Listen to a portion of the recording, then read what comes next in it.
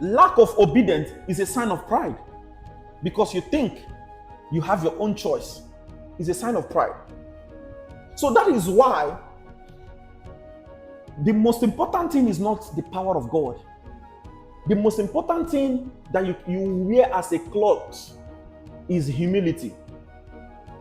The most important thing you will wear as a cloth is the characters of God. Let me tell you, brethren, God shamed the pride or the proud. He shamed them. The only people he exalts is the people he has humbled.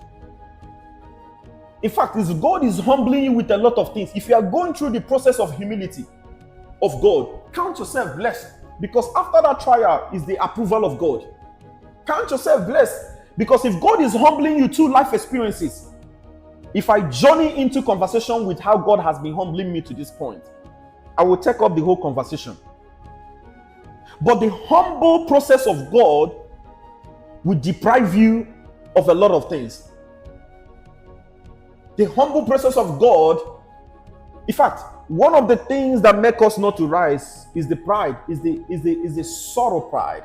And this sorrow pride is the crocodile pride that is in us. And that pride in you, you might think you are not prideful. A lot of people will be like, no, I'm not prideful. Do you really know what being prideful is? Do you really know what it is to be prideful? Do you know what it is?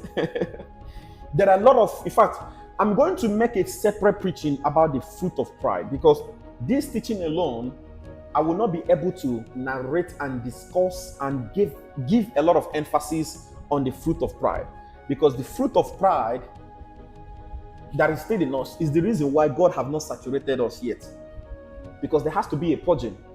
And as you gasp for air, as you gasp, for example, you go to swim, you come out from that water, you're trying to breathe.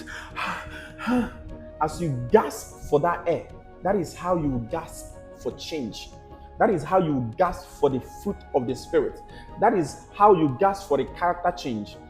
And I'm going to, in fact, there's a lot that I have to cover. There is a lot that I have to preach on, because for you to change is not a one-time prayer, it's a deliberate action.